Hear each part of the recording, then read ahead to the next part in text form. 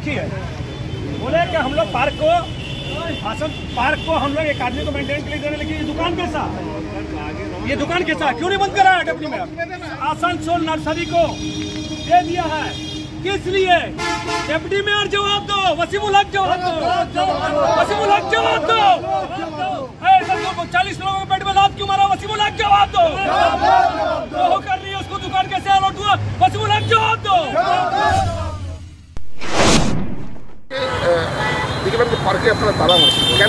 পার্কে তালা নেই, পার্কে মেন গেট হচ্ছে ওইটা।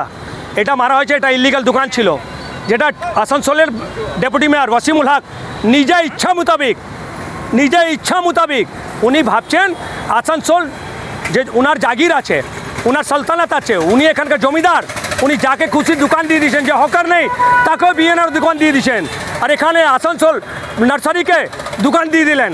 কেন আপনি দোকান দেবেন? কেন আপনি ইউনিয়নের সঙ্গে কথা বলেননি? কেন হকার সঙ্গে কথা বলেননি? এটা আপনার কি ব্যক্তিগত সম্পত্তি? এটা আমাদের মাটি মানুষের সরকার আছে, আমাদের আসানসোল নগর নিগম বোর্ড আছে। ব্যাপারটা হচ্ছে আপনি তার মানে আসানসোল নগর নিগম বোর্ডের আপনি যে ছবি আছে খারাপ করতে চাইছেন। আপনি কেন নিয়ামতপুর, জামতাড়া, মিহিজামের লোককে বিএনআর দোকান অ্যালট করলেন, কুপনটা বিলি করলেন?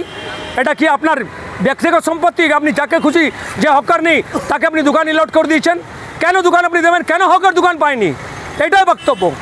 মাটি মানুষের সরকার আছে। এইখানে 3 বছর আগে তো হকাররা বসতো, হ্যাঁ, তারা কি পুনর্বাসন পেয়েছিল? না, কেউ পায়নি। মিথ্য কথা বলেছে কিছুদিন আগে, এই ডেপুটি মেয়র ভাষণ দিয়েছে ওয়াসিমুল হক কে আমরা দোকান দিচ্ছিলাম। মিথ্য কথা, একটাও হকার দোকান পায়নি।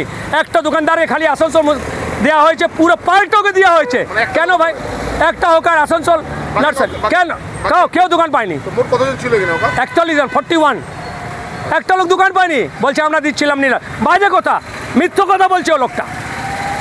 ওকে মনে রাখা উচিত, এটা মাটি মানুষ সরকার, এটা সিপিএম সরকার নেই। ওটা চলবে না, পলিসি এখানে চলবে না। এখানে জনগণের স্বার্থে কাজ করতে হবে। যারা হকার আছে তাকে তার দোকান অ্যালাউট না করে তুমি বাইরের লোককে দোকান কী করে বিএনআর দিয়েছো? আমাদের কাছে সব নাম আছে, আমরা সব তথ্য পেয়েছি। আমরা ইনকোয়ারি করতে বলবো, আমরা যাঞ্চ করতে বলবো। তোমরা এখানে কবে দোকানদারি করতে? আমরা 2 বছর আগে দোকানদারি করতাম এখানে, ঠিক আছে। তো আমাদের যখন ভেঙে দিল তখন বললো তোমরা পুনর্বাসী পেয়ে যাবে। সব দোকানের ফটো নিয়ে হয়েছে, হ্যাঁ। তারপর ভাঙবার পরে আমরা গেলাম কিছুদিন পরে, তো বললো ঠিক আছে তোমাদের দোকান দেওয়া হবে। তো বললো কোথায়? বলে বিএনআর।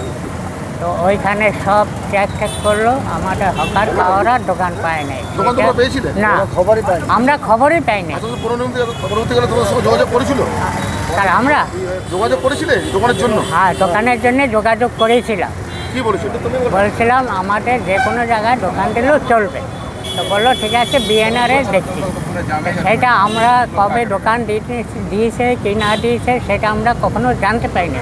পরে শুনলাম যে হকারদের জিজ্ঞেস করেছে, হকাররা বলছে না ওইখানে দোকান আমরা করব না। এটা ভুল বলেছে, কোনো হকারই জানে না যে ওইখানে দোকান দেবে। তো আমরা দেখছি একটা দোকান রয়েছে, তোমরা দোকান পাওনি, সেটা কি বলবো? একটা তো দোকান রয়েছে ভেতরে এইখানে। তো এইটা তো আলাদা, আমাদেরটা সে বলছিল বিএনআরে।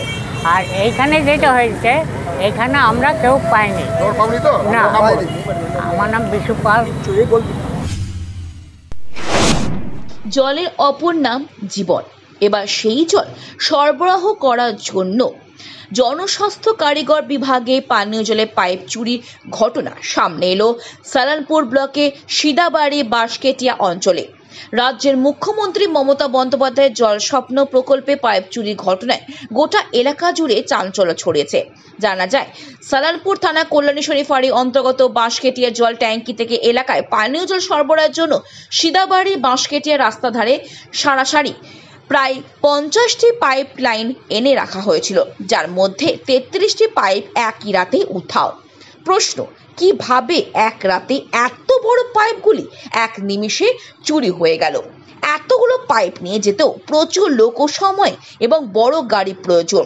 তবে আরও এক প্রশ্ন, সিদাবাড়ি বাঁশকেটিয়ার মতো জনবহুল গ্রামে বড় গাড়ি এসে এতগুলো পাইপ চুরি করে নিয়ে গেল আর স্থানীয়দের মধ্যে কেউ টেরই পেল না।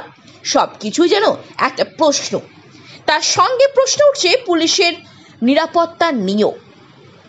কিছু এলাকার মানুষের বক্তব্য, পুলিশের টহলদারি গাড়ি এইসব এলাকাগুলিতে খুবই কমই দেখা যায়। বেশিরভাগ সময় কল্যাণেশ্বরী ফাঁড়ি টহলদারি গাড়িটি দাঁড়িয়ে থাকে দেনদুয়া বরাকর রাস্তার ন্যাকড়া জেডিয়া মোড়ের মাথায়। তবে সাধারণ মানুষের চিন্তা, দিনের পর দিন এলাকায় চুরি ও মাতালের সংখ্যা যেন বেড়ে চলেছে। তবে কল্যাণেশ্বরী ফাঁড়িতে আজ অর্থাৎ মঙ্গলবার পাইপ চুরির অভিযোগ করে দ্বীপ কনস্ট্রাকশন নামক এক বেসরকারি ঠিকা সংস্থা, যারা এক পাইপলাইনের কাজ পেয়েছে জনস্বাস্থ্য কারিগর বিভাগ থেকে। পুলিশ সেই অভিযোগপত্রে 2 কোয়ান্টেড সাবজেক্ট টু ভেরিফাইড বলে গ্রহণ করে। অভিযোগ পাওয়ার পর পুলিশ এলাকায় সিসিটিভি খতিয়ে দেখছে। পুলিশ সিসিটিভি দ্বারা আলারি মোড়ে পাইপ সহ একটি গাড়িও চিহ্নিত করেছে বলে সূত্রে খবর। তবে এই প্রসঙ্গে সন্দীপ রুদ্র জানান, শনিবার রাত্রি 11টা থেকে 3টার মধ্যে এই চুরির ঘটনা ঘটে। সালানপুর থানা কল্যাণেশ্বরী ফাঁড়িতে লিখিত অভিযোগ করা হয়েছে, পুলিশ তদন্ত করছে। মঙ্গলবার বার্নপুরের একটি প্রাইভেট ম্যারেজ হলের হীরাপুর থানার পক্ষ থেকে মঙ্গলবার কর্ডিকশন কমিটির সভা অনুষ্ঠিত হয়েছিল। বিভিন্ন মসজিদের ইমামরা এই সভায় অংশ নিয়েছিল। বকরিদের দ্বারা সুষ্ঠু বিভিন্ন সমস্যা সম্পর্কে অবহিত করা হয়েছিল। সবাইকে পর্দায় থাকার মাধ্যমে কোরবানি করতে বলেছিল এবং পৌরসভা কর্পোরেশনের কর্তৃক নির্ধারিত জায়গায় নিক্ষেপ করতে, এখানে এবং সেখানে ময়লা ছড়িয়ে দেবে না। এর সাথে ট্যাগের পরে বিতরণটিও ভালোভাবে আচ্ছাদিত করা উচিত, যাতে অন্য কোনো ধর্মের লোকেরা কোনো সমস্যার মুখোমুখি না হয়। প্রত্যেকের কথা শোনার পরে এসিপি হীরাপুর ইপসিতা দত্ত এবং থানা চার্জ তানমের রাইতে বলেছিলেন যে বকরিদ 3 দিন ধরে চলছে। এর জন্য কর্পোরেশনের কর্মকর্তারা সাথে কোঅর্ডিনেট। ভিডিওটি সমাজে বিকৃতি ছড়িয়ে দেওয়ার জন্য সামাজিক সাইটেও ভাইরাল, তাই কোনো ধরনের ট্যাগের ভিডিও তৈরি করবেন না এবং এটি পোস্ট করবেন না। সমস্ত ধর্মকে সম্মান করুন। সিআই অশোক সিংহ মহাপাত্র, বোর্ড চেয়ারম্যান শিবানন্দ বাউরি, অশোক রুদ্র, অনুপ মাঝি, গুরমিত সিং, রাকেশ শর্মা, কাহাকসার রিয়াজ, মোহাম্মদ হারসাতুল্লাহ, সীমা মণ্ডল, প্রভিয়ার ধার, আহমদুল্লাহ খান, SMNN ইউটিউব।